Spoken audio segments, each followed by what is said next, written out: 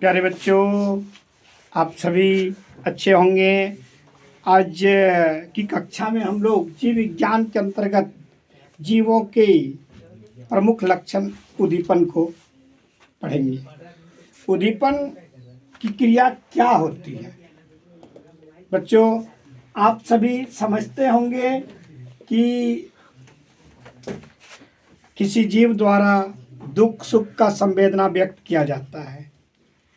जीव जंतु भी दुख सुख का अनुभूति करते हैं। दर्द का अनुभूति सभी जीवों में होता है।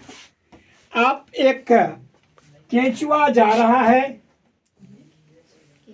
केंचुआ गति कर रहा है, देखते होंगे। एक गर्म छड़ यहां रख दीजिए, गर्म छड़, तो आप क्या पाएंगे कि केंचुआ स्थान का दिशा बदल लेता है। केंचुआ स्थान का दिशा बदल लेता है। आप देखेंगे कि शाम को जो मुलायम पौधे होते हैं उनकी पत्तियां झुक जाती है। एक अन्य चीज देखेंगे, लाजवंती के पौधे, लाजवंती के पौधे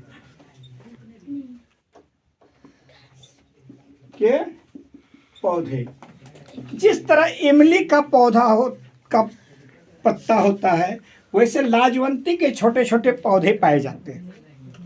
यह प्रकृति में ऐसा पौधा है कि इसे यदि इस तरह अवस्था में है, जो यह छूते हैं इसके पत्ते झुक जाते हैं।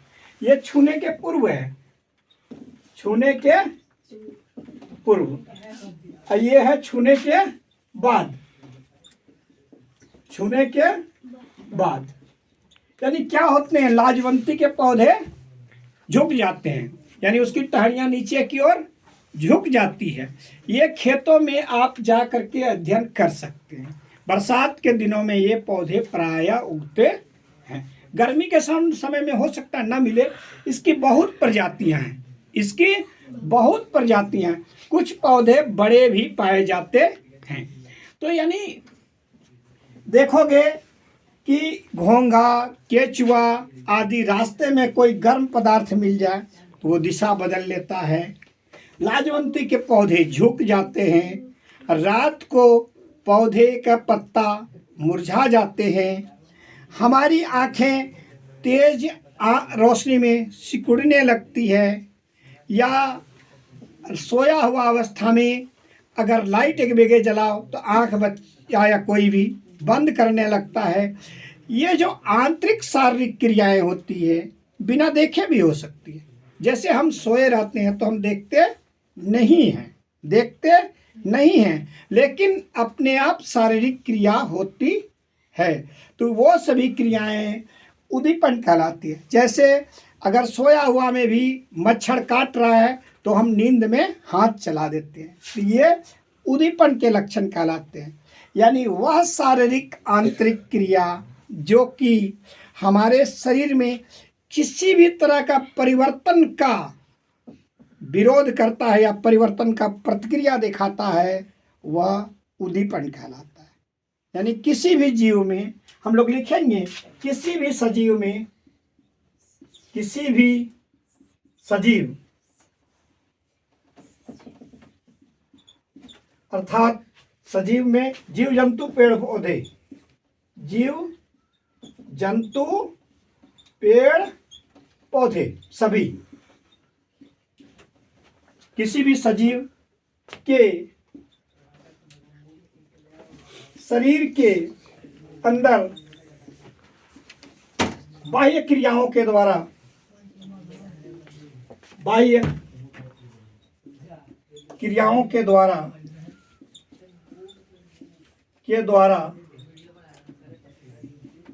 जो संवेदना का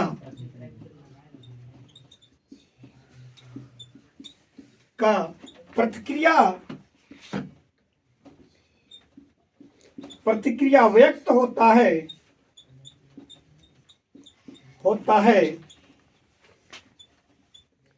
उसे हम उद्दीपन कहते हैं। उसे हम उद्दीपन कहते हैं।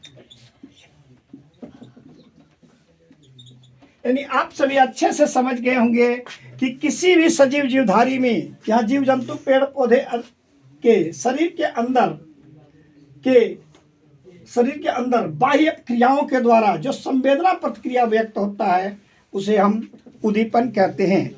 जैसे हम दुख के समय आंसू बहाते हैं, खुशी के समय शरीर खिल उठता है, ये सभी है। एकाएक अगर धुआं उत्पन्न हो जाए तो हमारे आंखों में आंसू आने लगते हैं, या दुख के समय शरीर मुरझा जाता है, शरीर कमजोर पड़ जाता है, ये सभी उद्दीपन के लक्षण हैं। जैसे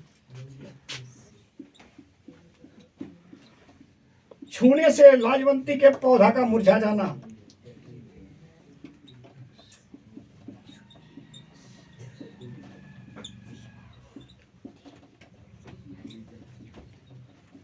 पौधा का मुरझा जाना, तेज रोशनी से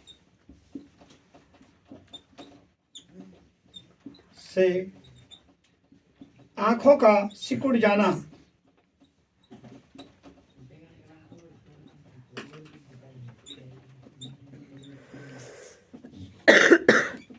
आंखों का सिकुड़ना,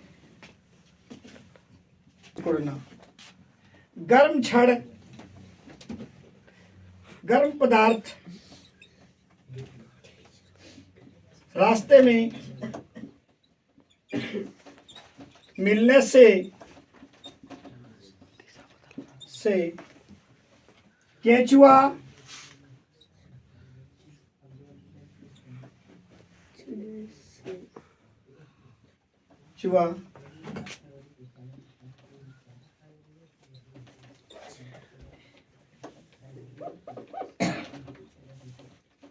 तथा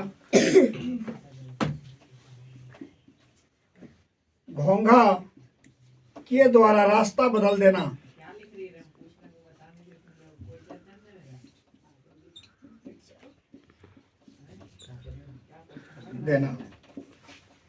रात को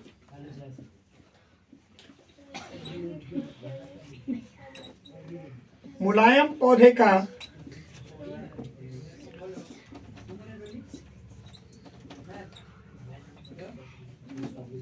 पत्तियों का मुरझा जाना,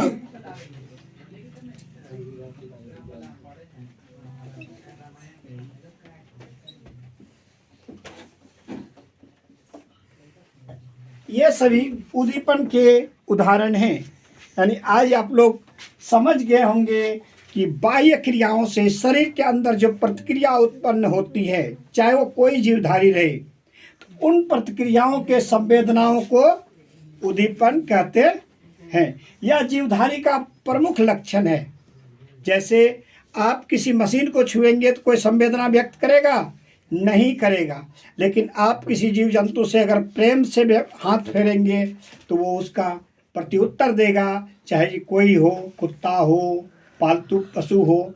लेकिन आप अगर उसे क्रोध से देखेंगे तो वो भी डरा सहमा रहेगा, प्रतिक्रिया उत्पन्न होता है। हम दुख के समय शरीर हमारा कमज़ोर पड़ जाता है और सुख के समय हम लोग खुद से खिल उठते हैं। ये सभी उद्दीपन के उदाहरण हैं। बहुत बहुत धन्यवाद।